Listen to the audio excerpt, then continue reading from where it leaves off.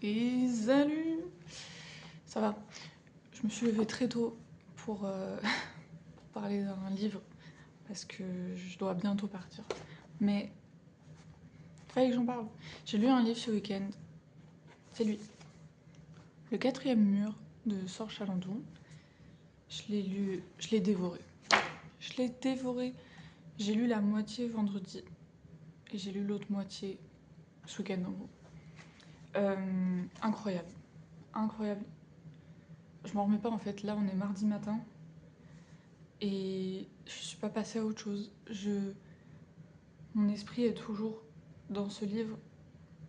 En fait, il m'a traumatisée et en même temps, il m'a tellement touchée.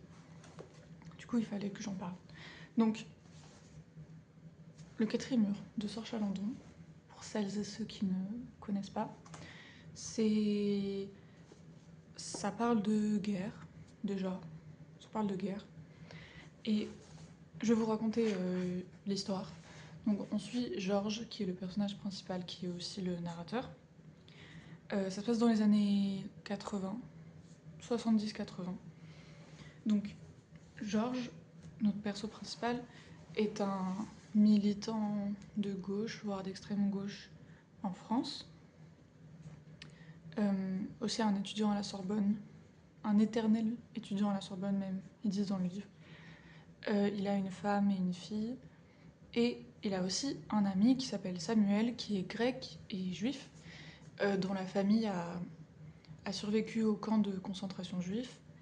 Et cet ami, qui est aussi metteur en scène, il a un rêve ultime, c'est de mettre en scène Antigone de Jean Anouilh, donc la version de 1942, 44, de mettre en scène Antigone au Liban, en pleine guerre, sur une ligne de front avec des acteurs et actrices piochés dans chaque camp.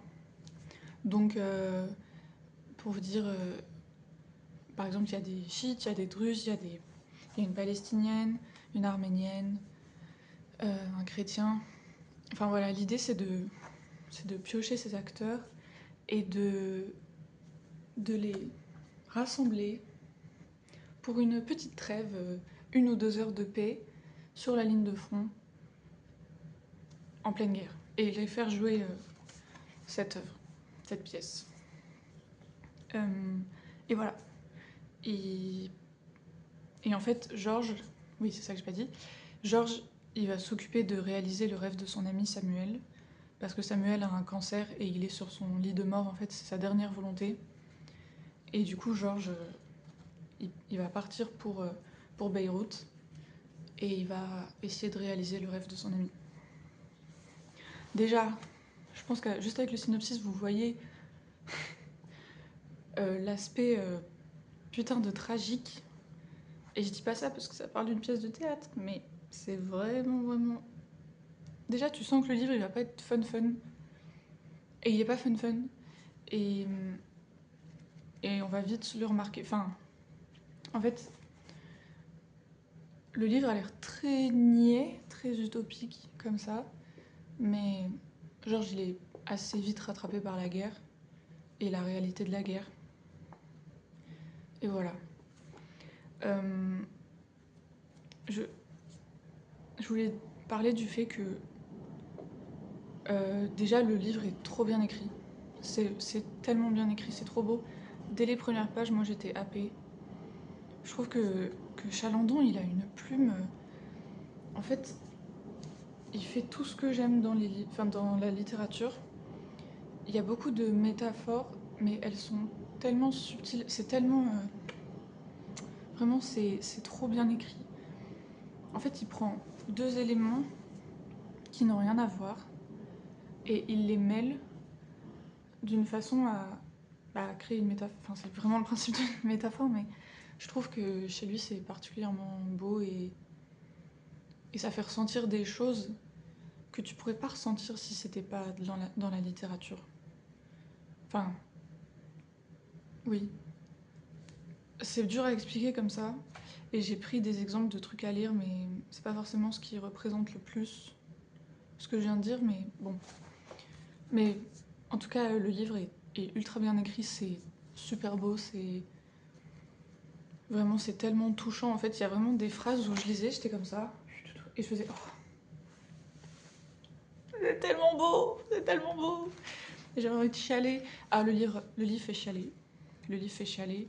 Il est aussi très cru par moments. Il est à la fois très touchant, très beau, presque poétique des fois. Presque, pas tout à fait, mais presque. Et, euh, et, et par contre, quand il faut être graphique, c'est graphique. Donc, âme sensible. Pas s'abstenir parce que moi je suis une âme sensible, je suis vraiment un gros bébé là-dessus. J'ai du mal avec tout ce qui est gore, etc. Mais, euh, mais en même temps, c'est. Enfin, je veux dire, c'est la guerre. Je trouve ça. Je préfère que ce soit un peu trop graphique plutôt que ce soit embelli. Enfin, ça me semble mieux. Euh, Mais oui, faut faire gaffe au fait que le langage est très cru quand ça parle vraiment de la guerre, que c'est très graphique, même gore. Je dirais, il y a vraiment des moments où j'avais un peu la nausée, on va dire. Euh, et en même temps, ce qui m'a. Enfin, ce que je trouve terriblement triste, c'est que le livre m'a rendu triste, il m'a vraiment touchée, tout ça. Et je me dis, ce n'est qu'une portion de ce que c'est vraiment de vivre la guerre. Déjà, le livre, il lésine pas sur le fait de vraiment montrer. Euh, enfin, je pense qu'il y a des choses qui sont assez tabous que dont le livre parle quand même. Des crimes de guerre, des massacres, des victimes touchées, enfin des civils touchés par la guerre, tout ce que vous voulez. Bah, le livre en parle. C'est très dur à lire. Euh, c'est déjà. C'est de l'horreur en fait. Oui, c'est ça. En fait, pour moi, c'est de l'horreur. Et de me dire que ça m'a mise tellement mal à l'aise et que ça, c'est juste. Enfin, c'est rien comparé à ce que c'est de vraiment vivre la guerre. En fait, j'arrive même pas à imaginer. Mon cerveau, il arrive même pas à concevoir autant d'horreur. Et, euh, et c'est assez fou. Et je pense que c'est pour ça aussi que j'arrive pas à passer à autre chose. J'arrive pas à passer à autre chose après ce livre. Je suis toujours bloquée là-dessus, quoi, à me dire waouh, c'est tellement horrible et je sais pas comment revenir à mon quotidien, quoi, après avoir lu ça. D'ailleurs, c'est un sujet qui est beaucoup abordé dans le livre. Et ça, euh, enfin, je vous conseille. Déjà, je vous conseille vraiment, vraiment de le lire. Je crois que c'est un des meilleurs livres que j'ai lu. Et je vous conseille aussi d'aller voir les interviews de Sorge Chalandon, où il explique pourquoi il a écrit le livre. C'est pas juste. Parce que je dirais que le thème, enfin, le ou les thèmes du livre sont très clairs. Quand on lit, c'est très clair. Ça parle de la guerre, ça parle de l'art, ça parle de plein de trucs. Euh, mais la raison pour laquelle Chalandon il a écrit le livre, c'est pour des raisons assez personnelles finalement. Parce que j'ai même pas expliqué. Sorry. En fait, Serge Chalandon, il a été journaliste, notamment journaliste de guerre, et il a vu la guerre du Liban de ses yeux propres. Il a vu, les massacres, etc. Il a tout vu, tout ça. Et dans ses interviews, il explique que déjà, quand on est journaliste sur place, en plein milieu de la guerre, on peut pas se permettre d'avoir des émotions. En fait, on doit avoir un regard objectif parce que bah, on est juste là pour montrer ce qui se passe au monde, pour qu'il y ait une trace de ce qui s'est passé. Mais on peut pas se permettre d'être acteur ou même d'avoir, ouais, c'est ça, d'avoir des émotions, de réagir à ce qui se passe. Et que c'est assez traumatisant, en fait. Et que du coup, toutes ces émotions qu'il a gardées en lui, il les met dans le livre.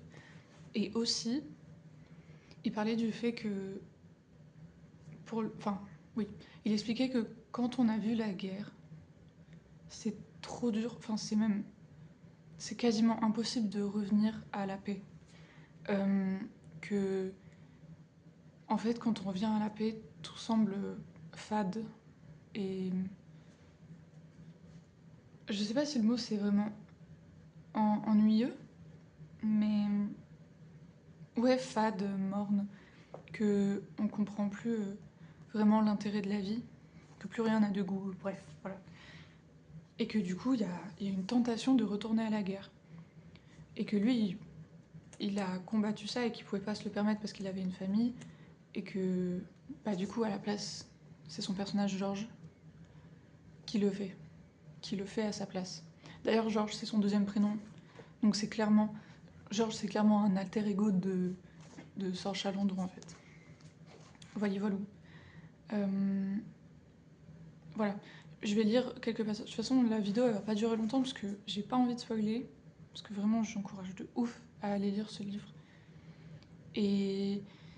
Enfin, voilà. J'ai pas envie de spoiler. Et puis, bah, quand le livre est bien, en général, ça dure moins longtemps, la vidéo. Je vais juste lire un passage qui... C'est un peu le résumé du livre, mais au moins, vous allez vraiment bien comprendre. C'est page 100. C'est parti. Alors, cette fois, il ne s'agissait pas de réciter 3 répliques de théâtre dans une maison des jeunes, mais de s'élever contre une guerre générale. C'était sublime, c'était impensable, impossible, grotesque. Aller dans un pays de morts avec un nez de clown, rassembler 10 peuples sans savoir qui est qui, retrancher un soldat dans chaque camp pour jouer à la paix, faire monter cette armée sur scène, la diriger comme on mène un ballet, demander à Créon, acteur chrétien, de condamner à mort Antigone, actrice palestinienne.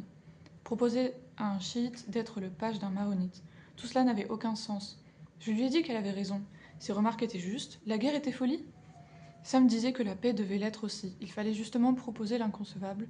Monter Antigone sur une ligne de feu, aller prendre les combats de cour. Ce serait tellement beau que les fusils se baisseraient. Voilà. Ça, ça c'est plutôt le début du livre. Je vous avoue que... Oui. Ah, il y avait aussi autre chose que je voulais lire. C'est une phrase de rien du tout, mais qui pour moi montre à quel point c'est bien écrit. Enfin, je me souviens que quand je l'avais lu, j'étais en mode oh, c'est beau. Mais bon, je veux pas trop spoiler, mais en gros, c'est un mini spoil. À un moment, le personnage se blesse aux yeux. Il se blesse les yeux, et donc c'est écrit ça. Attendez, c'est où? Oui. Elle m'a aussi juré que le chirurgien avait bien travaillé. Poussière de verre, cendres de bois, poudre de fer. Il avait retiré de mes yeux de quoi reconstruire l'hôpital. Mais je vous jure que cette phrase, elle me... Oh, ça c'est page 240. Oh, il avait retiré de mes yeux de quoi reconstruire l'hôpital. Oh là là. C'est vraiment cette phrase-là, elle me met... elle me met dans un état. Enfin bon, bref. Après, il se passe plein de trucs. La fin est tellement touchante. Enfin bref, je veux pas en dire plus. Franchement, allez lire. Allez le lire, vous allez chialer, mais vous allez... En fait, j'ai besoin de partager ce que j'ai ressenti en le lisant. J'ai besoin de ne plus être seule. De ne plus être seule dans... Je saurais même pas dire quelle émotion j'ai ressenti. J'ai l'impression d'avoir vécu un voyage. Enfin, j'ai l'impression... Je sais pas comment dire. Ouais, juste j'arrive pas à sortir du livre, j'arrive pas à passer à autre chose. Aussi, ouais, je pense que je vais finir là-dessus. Je pourrais plus jamais entendre le Requiem de Duruflé de la même manière, parce que le Requiem est évoqué à quelques reprises dans le livre, parce que, c'est pas un spoil, hein, mais Samuel, donc le pote du héros, enfin du personnage principal qui veut monter Antigone, il avait demandé spécifiquement à ce que pendant la représentation, il y ait une mezzo-soprano qui interprète le Pie Jesu du Requiem de Duruflé. Et du coup, voilà, Duruflé, c'est un peu un thème qui revient, mais pas beaucoup, mais un petit peu. Et bref, et moi quand je lis un livre, j'aime bien avoir une bande-son que j'associe à ce livre, que j'écoute pendant que je lis le livre. Et du coup, je me dis, bah super, je vais écouter le Requiem de Duruflé. Je l'entendrai plus jamais de la même manière. Maintenant, ce sera... Enfin, c'est un peu le principe de pourquoi j'écoute une musique particulière quand je lis un livre, mais... Ouais. Déjà que le Requiem me faisait pleurer, maintenant, il me fera chialer à tous les coups. Voilà. Bah écoutez, bah bonne journée. Bonne lecture.